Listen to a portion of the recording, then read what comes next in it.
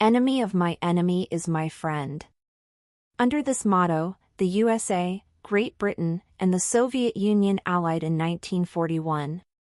When Germany surrendered 4 years later on May 8, 1945, this common enemy suddenly became history.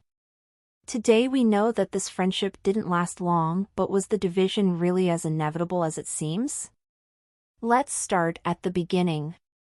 At the Potsdam Conference, from July 17 to August 2, it was discussed how to deal with the new situation.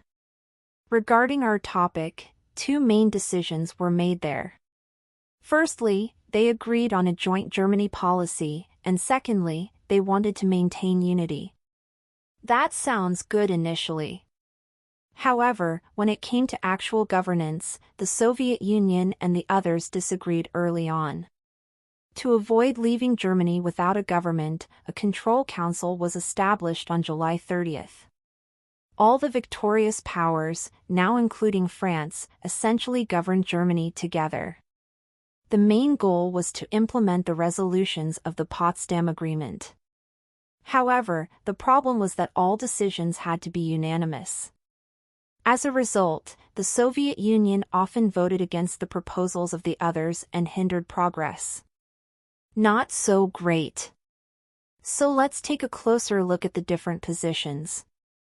We'll summarize everyone except the Soviet Union since they eventually became the FRG, Federal Republic of Germany, and had generally similar intentions. The USA primarily aimed to make Germany a sovereign state. They also wanted to democratize Germany according to the Western model. The Soviet Union had other intentions.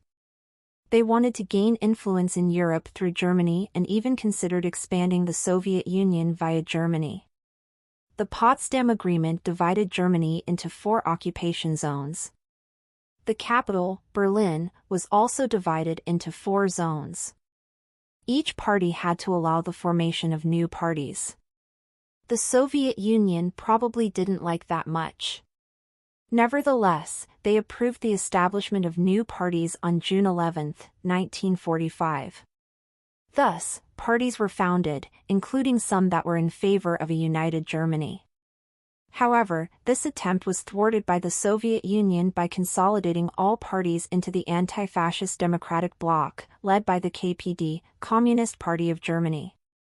The Soviet Union, or rather the parties directly controlled by the Soviet Union, remained consistently in key government positions until the end. In the other occupation zones, things looked different. Just like in the Soviet Union, the establishment of parties was approved. However, as their fundamental goals suggested, they were much more open to democracy. They held many elections and gradually transferred governmental powers to the Germans. Meanwhile, something happened in the Soviet occupation zone that both shocked and brought the West closer together. On April 21 and 22, the SPD, Social Democratic Party of Germany, and the KPD were forcibly merged, and the Socialist Unity Party of Germany, SED, was founded. Many high-ranking SPD members were imprisoned, allowing the KPD to dominate the SED significantly. Partly because of this, the West continued to unite. On January 1, 1947, the American and British occupation zones were merged into the BIZ one. In the following years, developments in the occupation zones diverged significantly. In summary, the West was more in favor of a self-regulating market and supported the Germans with loans, goods, and material aid, while the Soviets favored a state-controlled economy, evident through various nationalizations and expropriations. Politically, the two zones also developed apart.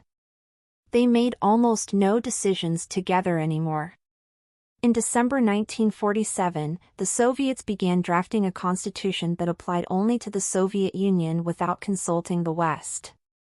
Subsequently, the West held the Six Power Conference in February of the following year, recommending a solution for the Western states. The Western occupation zones were also authorized to establish a state in this sense. The Soviet Union was denied any information about the meeting. Now to the situation that pushed things over the edge, the Berlin Blockade. In the course of a currency reform by the West, the Soviet zone decided to blockade Berlin. For over 11 months, the West had to supply its citizens in Berlin with food via the so-called airlift. During this time, the West ultimately decided to establish its own state. On May 8, 1949, this plan was adopted. On May 23, 1949, the Western German powers united to form the Federal Republic of Germany. In August, the first Bundestag was held, and in September, the first federal president was elected. Meanwhile, a separate state was also established in the Soviet occupation zone. The draft constitution was confirmed by the party itself through a non-democratic sham election. On October 7, 1949, the German Democratic Republic, GDR, was founded. The newly founded states also operated differently. The GDR was centrally governed, while in the FRG, there was a separation of powers. In the GDR constitution, fundamental rights were mentioned but not protected. In the FRG, they were protected and symbolically placed at the forefront. Human dignity is inviolable. And thus, two German states emerged.